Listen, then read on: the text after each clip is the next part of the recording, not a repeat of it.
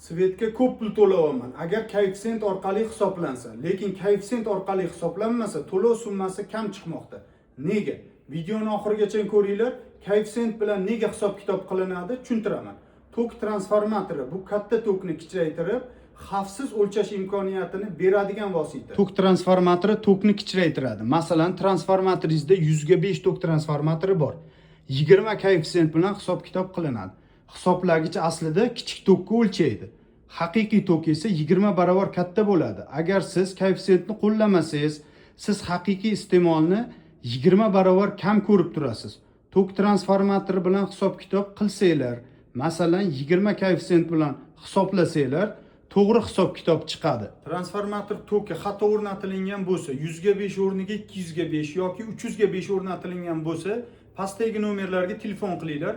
Kam yoki ko'p pul to'layotgan bo'lsanglar ham qonuniy hisob-kitob qilib yordam beramiz.